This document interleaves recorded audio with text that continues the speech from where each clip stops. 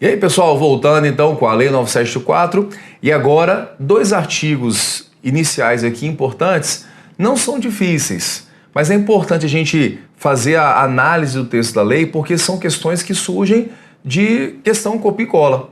O examinador pode pegar qualquer inciso desse aqui, tirar e colocar, julgue o item, está certo ou errado, ou então marque o item abaixo que está incorreto, deixa 3 alternativas certas, cria uma quarta opção errada e aí vai saber quem realmente sentou e quem analisou a legislação, tá bem? Então olha só, no artigo 3º fala quais são os direitos do administrado, quais são os seus direitos. Ser tratado com respeito pelas autoridades e servidores que deverão facilitar o exercício dos seus direitos e o cumprimento das obrigações. Ok? Ter ciência da tramitação do processo administrativo em que tenha a condição de interessado. Cuidado com isso aqui, viu, pessoal?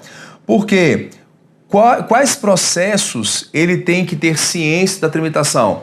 Daqueles que têm a condição de interessado. Ter vista dos autos quando for interessado no processo, ter cópia de documentos e conhecer das decisões proferidas. Então, não é qualquer tipo de processo que ele tem que ter esses direitos aqui, não. Nos processos em que ele tem a condição de interessado, que quando fala de processo judicial, fala as partes do processo. Quando fala de processo administrativo, o mais correto é falar de interessado. Ele não é parte, ele é interessado no processo. Pode até falar, ele é parte do outro lado da administração, mas o mais correto é falar interessado. Então, nos processos em que ele seja interessado, que ele tenha interesse, que ele esteja participando, ele vai ter direito à ciência desse processo, a ter cópia, a ser notificada a decisão, nos processos que ele tem a condição de interessado, tudo bem? Não é qualquer processo que ele pode ter acesso, até porque quando for dado grau de sigilo, aí ele não pode ter acesso. Se ele for interessado, ele vai ter acesso sim, tá bem? Formular alegações e apresentar documentos antes da decisão, os quais serão objeto de consideração pela autoridade competente. Então, antes da decisão, pode apresentar alegações, apresentar documentos que deverão ser considerados pela autoridade quando for proferir a decisão. Então, quando a autoridade for decidir, ela vai ter que decidir, vai ter que dizer, olha, o documento que você apresentou, eu vou aceitá-lo e vou dar decisão nesse sentido, e tem que falar que o documento que a pessoa apresentou foi analisado. Isso tem que ser considerado na hora de dar a decisão final do processo administrativo. Uma licença médica, antes da decisão final, o interessado junta um novo laudo médico. A autoridade não pode negar a licença sem fazer referência ao laudo, porque apresentou o documento, quando for dar a decisão, tem que fazer referência ao documento apresentado, porque assim a lei determinou, tá bem? O porquê que não vai acolher o laudo tem que ser fundamentado. Olha só, esse inciso 4. Fazer-se assistir facultativamente. Como? Repete comigo. Facultativamente por advogado, salvo quando obrigatória a apresentação por força de lei. Então, no processo administrativo, é uma faculdade do interessado ter assistido por advogado. Em concurso vão trocar e vão colocar obrigatoriamente. Vai estar errada a questão. Tem a faculdade de ser assistido por advogado. Então, se o interessado quiser trazer advogado para o processo, é uma faculdade, é um direito que ele tem. Agora, se ele não trouxer, o processo vai tramitar normalmente. Por quê? Inclusive em processo disciplinar, temos a súmula vinculante 5 do Supremo Tribunal Federal, que fala que a falta de defesa por advogado no PAD não viola a Constituição. Então, nem no PAD, falta de defesa por advogado vai viciar o processo, ainda mais em um outro tipo de processo que não tenha caráter de processo disciplinar. Mas no processo em geral, é um direito do particular, se ele quiser, ser assistido por advogado, ser defendido por advogado. Se não quiser também, o processo tramita e segue o jogo. Maravilha? No artigo 3º fala dos direitos e no artigo 4º fala quais são os seus deveres como interessado no processo. Quais são os seus deveres? Expor os fatos conforme a verdade, proceder com lealdade, urbanidade é educação, e boa fé, não agir de modo temerário. Temerário aqui, na verdade, é fazer alegações infundadas, é muitas vezes faltar com a verdade, agir com má fé. Então veja que os incisos têm muita relação entre si. Inciso 4, prestar informações que lhe forem solicitadas e colaborar com o esclarecimento dos fatos. Então, ao mesmo tempo que a lei traz no artigo 3º quais são os seus, vem cá comigo, os seus direitos, ela traz agora quais são os seus deveres. Ele tem direitos e deveres dentro do processo administrativo. Tudo bem? Avançando, vem para a tela. Início do processo, artigo 5º. Como que pode ser iniciado um processo administrativo, meus queridos? Como que pode? Pode ser de ofício ou a pedido do interessado. Então, pessoal, a administração, ela não tem que ficar aguardando o interessado solicitar para iniciar um processo, não. Ela pode de ofício fazer isso. Ela pode de ofício, por exemplo, iniciar um processo que vai resultar na licença médica de um servidor. Ou então o servidor solicita a licença médica e ela inicia esse processo para ver se vai conceder ou não. Ou então a administração tem uma área que é um parque e tem a ideia de transformar esse parque em área residencial. E fala, olha, a nossa ideia é transformar o parque em área residencial. No entanto, vamos abrir uma discussão com a audiência pública, um processo administrativo para ouvir todos os interessados e no final tomar a decisão? Ela pode fazer isso de ofício. Ou se algum interessado faz o requerimento, ela vai também iniciar o processo, tá bem? Cuidado com isso aqui que é bastante cobrado em prova de concurso. Como que se inicia um processo administrativo, tá bem? O requerimento inicial do interessado, salvo em que for admitida solicitação oral, deve ser formulado por escrito. Olha a regra geral. Processo vai se iniciar, formulação de solicitação para começar, se dá mediante forma escrita.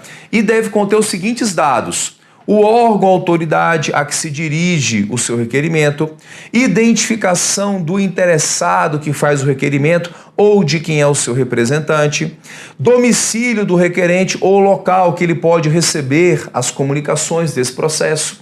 A gente vai ver mais à frente, no artigo 26, quais são as formas de comunicação, mas o requerimento inicial tem que ter o seu domicílio e o local que ele pode receber as comunicações das decisões do processo. 4. Formulação do pedido com exposição dos fatos e dos fundamentos que fazem parte desse pedido. Então é explicar direitinho o que você está querendo, qual que é o seu objetivo com esse processo administrativo, está bem? Então, temos mais condições: a data e a assinatura do requerente ou do seu representante. Então ele vai ter que datar o final e colocar a sua assinatura. Parágrafo único. É vedada à administração a recusa imotivada de recebimento de documentos, devendo o servidor orientar o interessado quanto ao suprimento de eventuais falhas. Pessoal, se em prova colocar assim, ó, é vedada à administração recusa de documentos. Ela pode recusar documentos? Pode. Ela não pode recusar de forma imotivada. O particular faz um requerimento totalmente fora do contexto. Ele faz um requerimento que não tenha os requisitos de fundamentação, não tem o endereçamento da autoridade, não conseguiu expor os fatos corretamente. Pode recusar? Pode. Olha, estou recusando até porque não sabe nem quem é a autoridade competente para decidir. Ela não pode recusar sem motivação. Falar, nego o pedido e ponto final, não pode. Agora, nego o pedido e apresentar a fundamentação, está ok. Tá bem? Mordi a língua aqui agora, pessoal. Apresentar a fundamentação, tá ok. Agora, deve orientar o servidor quanto ao suprimento das falhas. Então, vai negar o pedido dele, pode negar de forma motivada e vai dizer, olha, servidor, você apresentou olha, interessado, você apresentou um requerimento sem fundamentação. Você não colocou quem é a autoridade que vai decidir, você não expôs os fatos corretamente, ou então como você expôs, não dá para entender muito bem, tem que orientá-lo quanto ao suprimento das eventuais falhas do seu pedido. Fechou? Volta para a tela, vem comigo. Olha só, artigo 7º, outra regra. os órgãos e as entidades deverão, olha só, olha o verbo, deverão, elaborar modelos ou formulários padronizados para assuntos que importem pretensões equivalentes. Então, quando tem pretensões, pedidos equivalentes, que são comuns, deve a administração elaborar formulário padronizado. Facilita tanto para o interessado quanto para a própria administração. Imagina que sai um decreto que fala assim, olha, todos os servidores federais vão ter que comparecer ao setor do RH, preencher uma declaração de que está em atividade. Imagina que está havendo fraudes de servidores que no caso, servidores que em tese estariam em atividade, mas já faleceram. E ele não vai ao trabalho, ninguém se dá conta disso e alguém recebe remuneração no seu lugar. E para evitar essa fraude, todo servidor em atividade vai ter que ir ao setor do RH e preencher um requerimento dizendo que está em atividade. Para aqueles que não fizerem, pressupõe que, na verdade, ele não estaria mais em atividade, e aí iria abrir um processo para poder analisar, verificar com mais cuidados o que está acontecendo, por que você não foi? Será que você realmente não é mais servidor e alguém recebe no seu lugar? Nesse caso, como teremos muitos servidores tendo que fazer isso, a administração deve elaborar um formulário padrão. Já faz uma espécie de declaração padrão, o servidor só vai até o RH, lê a declaração, olha, eu declaro que estou em atividade e estou permanecendo em atividade na seguinte lotação. E aí faz um formulário padrão, ele complementa, assina, e isso tem que ser feito pela administração quando for assunto de pretensão equivalente. Tudo bem? Cuidado com a regrinha do artigo 8º, que fala: quando os pedidos de uma pluralidade de interessados tiverem conteúdo e fundamentos idênticos, olha o verbo, poderão ser formulados em um único requerimento, salvo o preceito legal em contrário.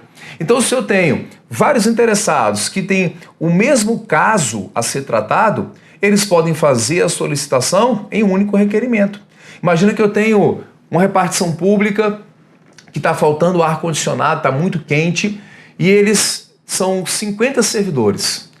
A pretensão deles tem o mesmo fundamento. Olha, queremos que dê uma solução, colocar, por exemplo, ar-condicionado. O que é melhor? Você ter um requerimento só, todo mundo assinando, ou você ter cada um fazendo um requerimento diferente? Mais prático é fazer um requerimento só. Então, quando houver pluralidade de interessados, entenda, vários interessados, volta comigo na lei, que tem conteúdo e fundamento idêntico, pode ser formulado em um único requerimento, certo? Então, vem comigo. Então, a administração não pode, nesse caso aqui, recusar que esse documento seja assinado por todos e tenha, nesse caso, um tipo de requerimento só. Ao invés, é até mais prático para a própria administração pública. Fechado? Então, nós fechamos esse bloco aqui, vamos avançar na análise da Lei 974. Venha com a gente.